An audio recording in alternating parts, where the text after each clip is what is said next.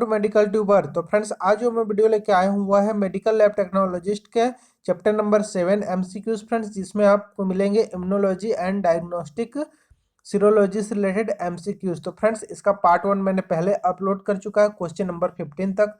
चलिए स्टार्ट करते हैं क्वेश्चन नंबर 16 से और देखते हैं क्या क्या इसका क्वेश्चन है और किस तरीके से। तो उम्मीद करता हूँ फ्रेंड्स ये आपके आने वाले सभी एग्जाम्स के लिए बहुत ही महत्वपूर्ण होने वाले हैं।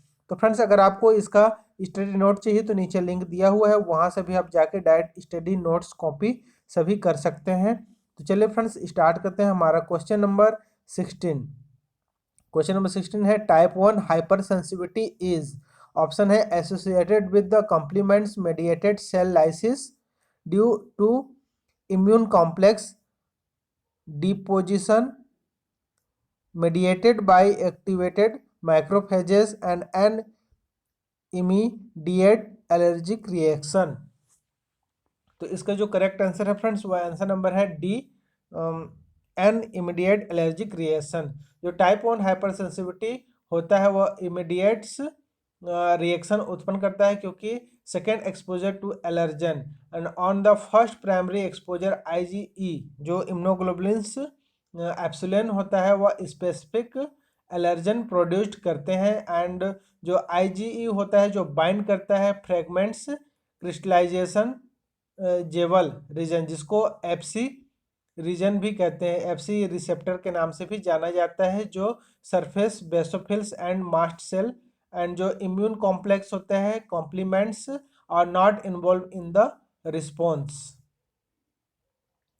चलिए नेक्स्ट क्वेश्चन की ओर बढ़ते हैं। Question number 17, the serological detectable antibodies produced in rheumatoids arthritis जिसको आरए शॉर्ट में करते हैं is the primarily of the class. जो रूमेटिड गठिया आरए में उत्पादित सीरोलॉजिकल के रूप में पता लगाने योग्य जो एंटीबॉडी मुख्य रूप से होता है वह कौन सा होता है, आईजीए, आईजीई, आईजीजी या फिर आईजीएम। एंड इसका जो करेक्ट आंसर फ्रेंड्स वह है आंसर नंबर डी, आईजीएम। तो जो रिमोटॉइड्स फैक्टर होते हैं जिनमें इम्यूनोग्लोबुलिन जो रिएक्ट करते हैं वह होते हैं आईजीएम, और जो रिएक्शंस करने के लिए जो उपयोग में लाया जाता है वह आईजीजी मॉलिक्यूल्स होते हैं and all through they may be several types, the one day of easily serological detectable is IgM. This is because of the anti-agglutination activity of the molecule. RF tests are commonly used in the diagnostic of rheumatoid arthritis, जो RF test किया जाता है। Next question, the type of immunity that follow the injection of an immunogen is termed, option number A artificial actives, natural actives, artificial passive या फिर innate. तो friends जो सक्रिय प्रतिरक्षा के संपर्क में आती है, जो प्रतिजन या जो एंटीजन होती है प्राप्तकर्ता को विकसित होने के लिए प्रेरित किया जाता है, वो जो होते हैं वैक्सीन एक उदाहरण होता है आर्टिफिशियल इम्यूनिटी का।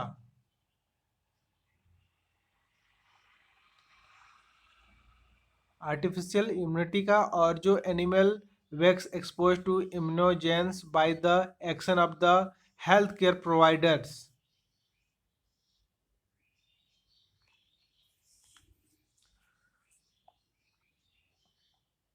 चलिए अब नेक्स्ट क्वेश्चन नंबर 19, the venereal disease research laboratory VDRL test for syphilis is classification as a उपदंश जिसको सिफिलिस कहते हैं, जो ये एक प्रकार का यौन रोग होता है, उसका जो परीक्षण के लिए VDRL जो टेस्ट किया जाता है वह किस पे आधारित होती है।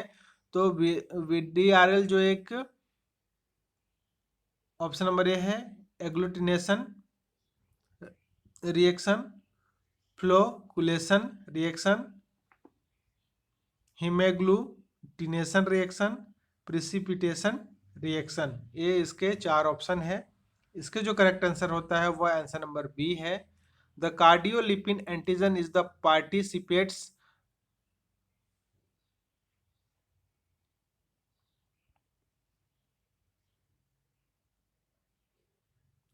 नॉट सोल्यूबल, ये सोल्यूबल नहीं होता है in the VDRL test. However the particles are too small to make microscopic agglutinates when combined with antibodies. This type of reaction is the called A, इसको कहते हैं flocculation reaction, and need to be read with low power microscopy. इसके लिए लो power microscopy की जरूरत पड़ती है इसका स्टडी या अध्ययन के लिए, या फिर आप ऐसे ही सामान्य नग्न आंखों से भी देख सकते हैं। Next question number 20, one cause of a false positive VDRL test is. VDRL test का एक फॉल्स जो परीक्षण का एक कारण होता है वो क्या है? ऑप्शन नंबर है brucellosis, treponema pallidum infection, rocky mutation, spotted fever and systemic lupus erythematosus. And जो करेक्ट आंसर फ्रेंड्स वो answer number D, systemic lupus erythematosus.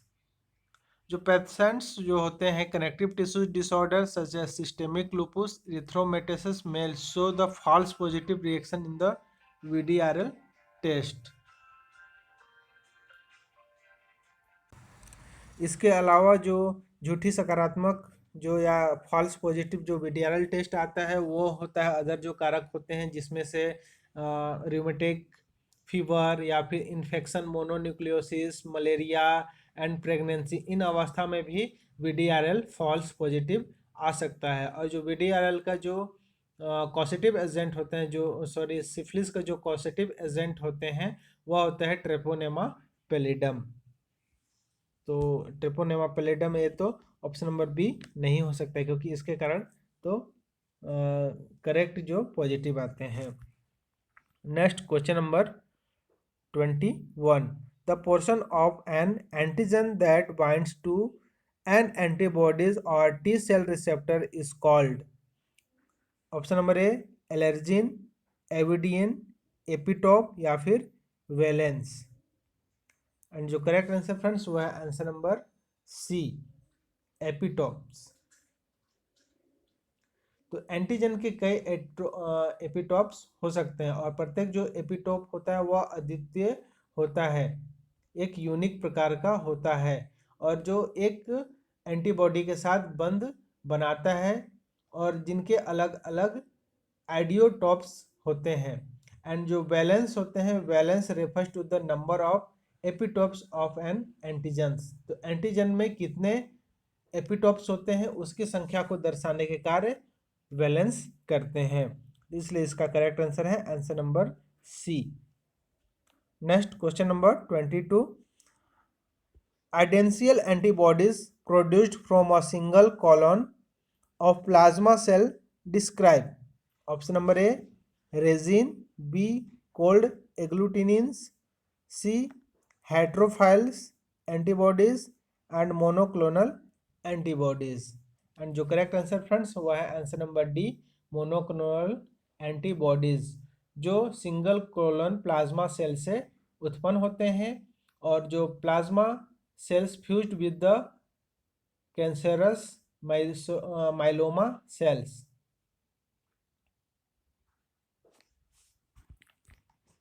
जो रिजिन होता है, रिजिन में टू मीनिंग्स होते हैं, refer to antibody produce during syphilis या फिर refer to IgE produce during syphilis.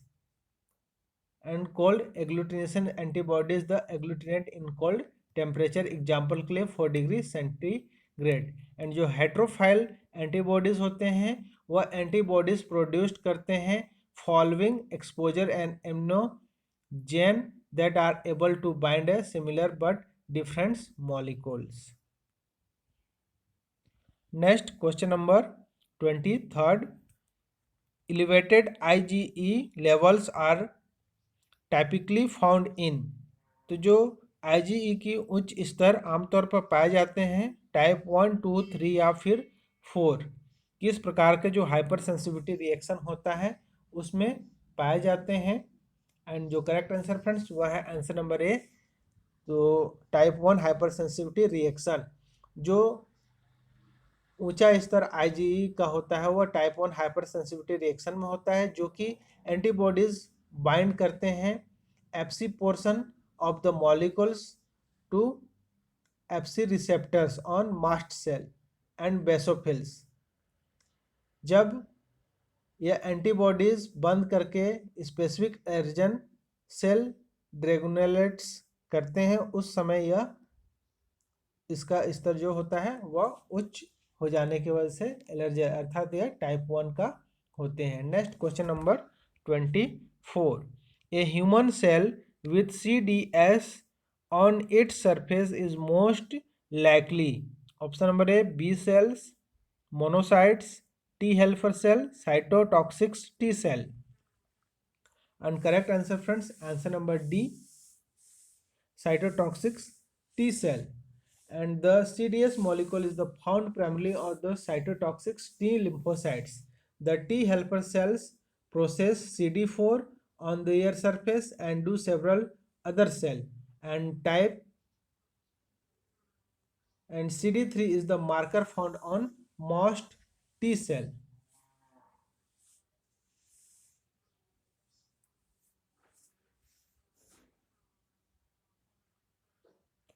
Next question number 25.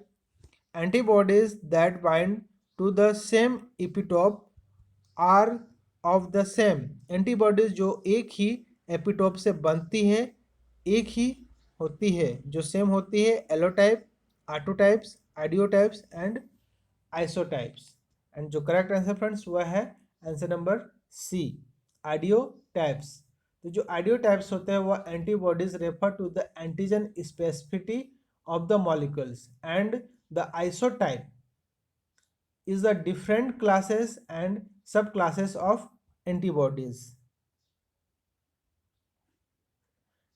और जो एलोटाइप्स होते हैं वो होते हैं difference alleles of the same isotypes and जो genetically difference individual with produce antibodies of the same isotypes but they would have a different allotypes. And correct answer number C, ideotypes. Next question number 26. Which complements portion is present in the greatest concentrations in human serum? Human serum में सबसे अधिक मात्रा में कौन सा जो पूरक protein मौजूद होता है? ऑप्शन नंबर ए C1, C2, C3 या फिर C4। And correct answer friends answer number C, C3। complement protein C3 has a serum concentrations about 1300 mg per ml, which makes is the complements protein present in the greatest concentrations. And second जो highest concentration पाया जाता है वह होता है C4 का, जो जिसका मान 600 and C3 is the cleaved into fragments C3a and C3b। Next, incompatible blood transfusion are example of. जो असंगत रक्तदान के उदाहरण होते हैं type 1, type 2, type 3, type 4 hypersensitivity के। एंड करेक्ट आंसर है answer number B, type 2 hypersensitivity. जो इनकम्पेबिलिटी ब्लड ट्रांसफ्यूजन होता है वह टाइप 2 हाइपर सेंसिटिविटी रिएक्शंस के उदाहरण है। And this reaction are characterized as a antigen binding a part of a cell and antibodies bind to the antigen complement is activates and the red blood cells are lysed.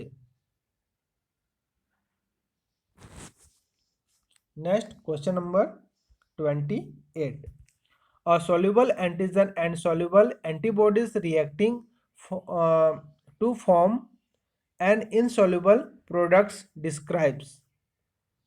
Option number A agglutination reaction, heterophile reaction, labelled reaction या फिर precipitation reaction. And जो correct answer है वो answer number है D, precipitation reaction. इनमें जो involve होते हैं उसमें दोनों soluble antigen and antibodies, and this reaction are the typically detected in the agaroses gels with agglutination reaction. One of the reactants insoluble and the other insoluble. A reactant is the made insoluble by combining combining with a carrier particle such as latex weights. Next question number 29. Which of the following is an example of treponemal antigen test used for the diagnosis of syphilis? तो निम्न में से कौन syphilis के निदान के लिए उपयोग किए जाने वाले ट्रेपोनेमल एंटीजन परीक्षण का एक उदाहरण है? ऑप्शन नंबर ए है CRP, RPR, VDRL and FTA ABS. तो इसका correct answer friends answer number D FTS ABS. FTS ABS का मतलब होता है फ्लोरोसेंस ट्रेपोनेमल एंटीबॉडीज एब्जॉर्बेंस टेस्ट जो होते हैं वह कन्फर्मेटरी टेस्ट फॉर सिफिलिस के लिए कन्फर्मेटरी करते हैं, और जो कॉसेटिव एजेंट होते हैं वह होता है ट्रेपोनेमा पेलिडम। और the rapid plasma reagin RPR and venereal disease research laboratory अर्थात VDRL diagnostic test for syphilis के लिए होते हैं, and use non treponemal antigen C reactive protein CRP is not involve in syphilis testing. तो इसमें से जो सीआरपी होता है वह सिफिलिस के जो टेस्ट होते हैं उसमें सीआरपी यूज नहीं होता है, और आरपीआर वीडीआरएल जो होते हैं वह रैपिड डायग्नोस्टिक प्लाज्मा रीजन होते हैं, और ये जो रैपिड टेस्ट के लिए यूज किया जाता है। इसके अलावा जो करेक्ट आंसर है वह answer number D FTA ABS होता है। Next question number 30। Hashimoto disease is an autoimmune disease primarily involve the Hashimoto रोग एक ऑटोइम्यून बीमारी है जो मुख्य रूप से शामिल होता है किडनीज, लीवर, लंग्स या फिर thyroid glands. And correct answer friends answer number D thyroid glands.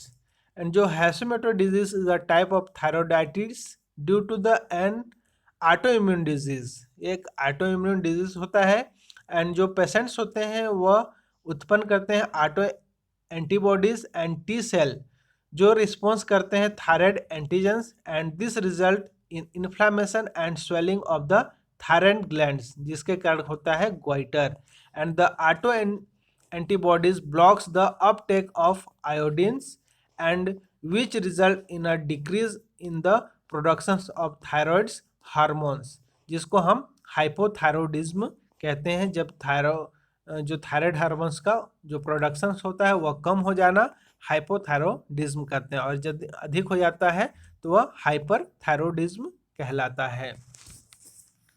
Next question number 31। The first serologic marker to appear in patients with acute hepatitis B virus infection is anti-HB, anti-HBC, anti-HBE and HBsAg। And जो correct answer होता है friends वह answer number D है HBsAg। जो HBsAg होता है वह first serologic marker होता है जो हेपेटाइटिस बी वायरस इन्फेक्शंस का, और A antigen appears to 3 to 5 weeks before symptoms appear and about 2 to 4 weeks later. Anti-HBC primarily of the IgM class and begins to appears. Next question number 32. B lymphocytes and T lymphocytes are derived from.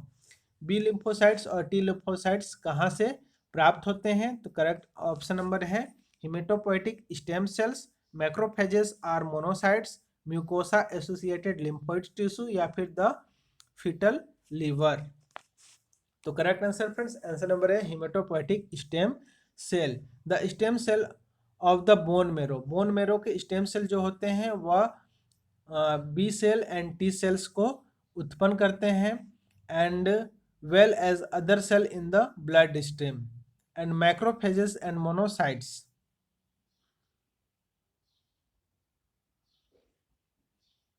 arise from hematopoietic stem cells but they do not differentiate into lymphocytes। And जो mucosa जो होते हैं वह लिम्फोइड्स tissue से उत्पन्न होते हैं जो मैच्योर लिम्फोसाइट्स होते हैं। And particularly B cells but it not source of lymphocytes. And fetal liver जो होते हैं मैचुरेशन साइट्स होते हैं B lymphocytes during fetal life. Fetal life में बी लिम्फोसाइट्स के लिए मैचुरेशन होते हैं but not the source of the lymphocytes, ये सोर्स नहीं होते हैं। Next question number 33, contact dermatitis is the mediated by B lymphocytes, T lymphocytes, macrophages या फिर पॉलीमॉर्फो न्यूक्लियर सेल। एंड जो correct answer friends, answer number B, contact dermatitis is the delayed type hypersensitivity reaction mediated by T cells. Antibodies is not involved in this type hypersensitivity, so B cells played no role in it. Neither macrophages or neutrophils are involved in this type of hypersensitivity। इस type का hypersensitivity में जो involve होते हैं वह होते हैं neutrophils. So correct answer number B, T lymphocytes। Thank you for watching. Have a good day. Jai Hind.